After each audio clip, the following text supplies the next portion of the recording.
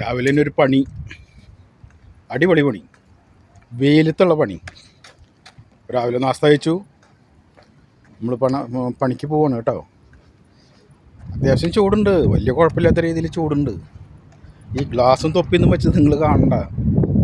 ഇതൊക്കെ ഈ സമയത്ത് വയ്ക്കുള്ളൂ. കുറച്ച് കഴിഞ്ഞാൽ പണിയിലേക്കാണ്ട് ഇറങ്ങിയാണ്ടല്ല വേർത്ത് വലിച്ചിട്ട് ഇതൊന്നും വയ്ക്കാൻ പറ്റില്ല.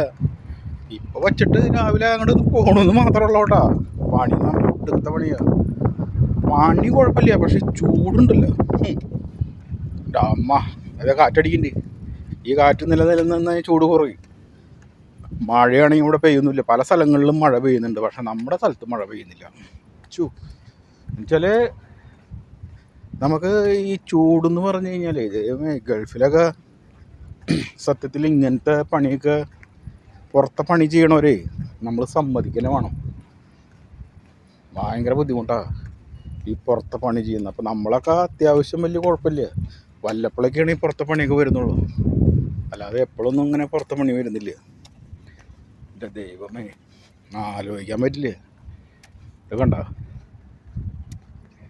അന്തരീക്ഷം, വെയിൽ പൊതിച്ചു തുടങ്ങി, ചൂടായി തുടങ്ങി.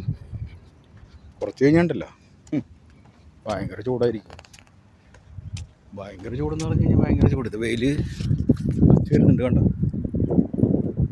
അടിപൊളിയായിട്ട് ഉദിച്ച് വരുന്നുണ്ട്.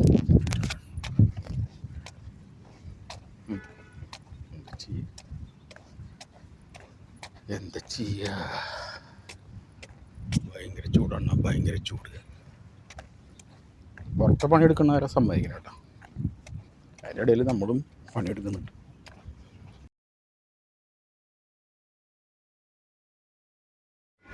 ഈ കാണുന്ന പണിയാണ് ഇന്നത്തെ ഞങ്ങളുടെ പണി. നട്ടപ്പുറം വെയിലത്തുള്ള പണിയാണ്. എന്താണെന്ന് വെച്ച് കഴിഞ്ഞാൽ ഇവിടെ ഒരു പഴയ ഒരു പൈപ്പ് ലൈൻ ഉണ്ടായിരുന്നു. അത് പൊട്ടിപ്പൊളി HDPയുടെ ലൈനായിരുന്നു. അത് ഇടയ്ക്കിടയ്ക്ക് ലീക്കായെന്ന് പറഞ്ഞിട്ട് മൊത്തം ഈ ഇൻ്റർലോക്കും മണ്ണൊക്കെ എടുത്ത് ഈ കാണുന്ന പൈപ്പൊക്കെ ഇടുന്ന ഒരു പരിപാടിയായിരുന്നു.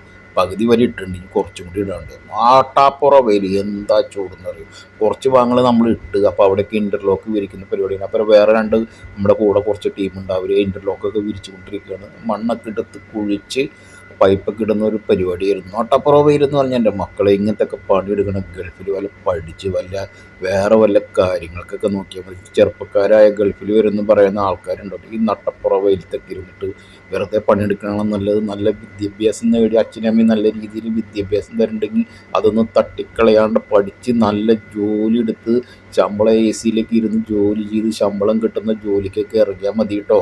ഗൾഫിൽ വരണം എന്ന് പറഞ്ഞാൽ ഭാരാബ്ദം കൊണ്ടൊക്കെ ആയിരിക്കും വരണത്. പക്ഷേ ചെറുപ്പക്കാരെ, നിങ്ങൾ പഠിക്കുന്ന കാലത്ത് നല്ല രീതിയിൽ പഠിക്കുക. അച്ഛനമ്മയും പഠിപ്പിക്കുന്നുണ്ടെങ്കിൽ നല്ല രീതിയിൽ പഠിച്ച് നല്ല ജോലി മേടിക്കുക. വെയിൽ കൊള്ളുന്ന ജോലിക്കും മറ്റുള്ള പരിപാടിക്കും ഒന്ന് ഇറങ്ങുക. അതെൻ്റെ മക്കളെ, എന്താ വെയിലെന്ന് ഇറങ്ങും. അതാണെങ്കിൽ ഇങ്ങനത്തെ പണികളൊക്കെ നമുക്ക് കിട്ടുക. ചെല്ലുമ്പോൾ ഇത് കിട്ടി കഴിഞ്ഞാണ്ടല്ലോ ഇതിൽ ഒരുത്തുണ്ട്, അവനൊക്കെ ആകെ ക്ഷീണിച്ച് തവിടുപൊടിയുണ്ട്. കാരണം കേട്ടോ, വെയിൽ എന്ന് പറഞ്ഞ സാധനം നാട്ടപ്പുറ വെയിൽ മേലത്തേക്ക് അടിച്ചിട്ടുണ്ടല്ലോ, കരിഞ്ഞ് മുഖമൊക്കെ പെയർത്തൊലിച്ച് ആ കണ്ണിലേക്ക് ആ പെയർപ്പിൻ്റെ ഒരു തുള്ളി വരുന്നൊരു സംഭവമുണ്ട്. കണ്ണും കാണില്ല, ഒന്നും പണിയെടുക്കാനും പറ്റില്ല. അത്ര നീട്ടിലും പോച്ചലൊക്കെ ആയിരിക്കും. അങ്ങനെയൊക്കെയാണ് ഇവിടുത്തെ ഗൾഫിലൊക്കെ ഓരോ ജോലികൾ.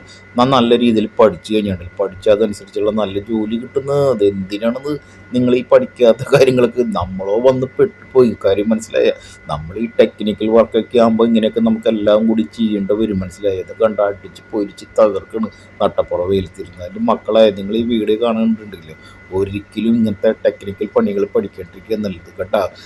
നല്ല പഠിക്കുകയാണെങ്കിൽ നല്ല ഓഫീസിലൊക്കെ ഇരുന്ന് അല്ലെങ്കിൽ നല്ല രീതിയിൽ കണക്കെഴുതാൻ അങ്ങനത്തെ വല്ല പരിപാടിക്കൊക്കെ നിൽക്കുക.